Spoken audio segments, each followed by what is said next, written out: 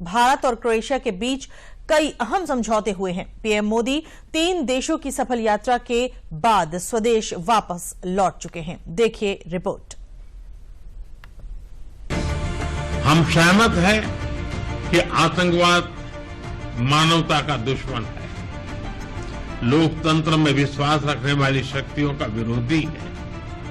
अपने इस बयान के साथ पीएम मोदी ने दुनिया को ये बता दिया है कि आतंकवाद के खिलाफ भारत का एजेंडा क्या है। आतंकवाद के खिलाफ भारत के सख्त रुख को दुनिया भर में खूब समर्थन भी मिल रहा है और अब इस कड़ी में क्रोएशिया का नाम भी जुड़ गया है, क्योंकि क्रोएशिया न सिर्फ आतंकवाद के खिलाफ भारत के साथ खड़ा है, बल्कि भारत की तरह वो भी युद्ध के बजाय शांति का समर्थक रहा है। इसीलिए पीएम मोदी ने यूरोप के इस देश से दुनिया को एक बार फिर बड़ा संदेश दिया है। हम दोनों इस बात का समर्थन करते हैं कि यूरोप हो या एशिया, समस्याओं का समाधान रणभूमि से नहीं निकलता। डायलॉग और डिप्लोमेसी से ही वही एकमात्र रास्ता है।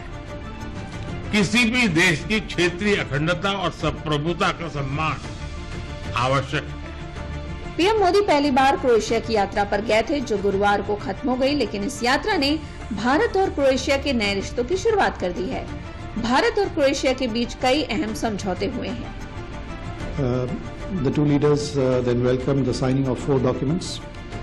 These are an MOU on cooperation in agriculture and allied sectors, a program of cooperation in science and technology, a cultural exchange program, and an MOU on Hindi chair at University of Zagreb. The leaders in their discussions also look forward to an early conclusion of the India-EU FTA, which will give a boost to the bilateral trade and supply chain resilience. वैसे तो Croatia एक छोटा सा ही देश है, लेकिन भारत के लिए बहुत मायने रखता है। क्रोएशिया यूरोपीय संघ और नाटो में भी अच्छी पकड़ रखता है। ऐसे में क्रोएशिया भारत के लिए एक भरोसेमंद साथी साबित हो सकता है। इसलिए पीएम मोदी का ये सफल दौरा भारत के लिए यूरोप में अपने प्रभाव को बढ़ाने की दिशा में एक बड़े मौके की तरह देखा जा रहा है।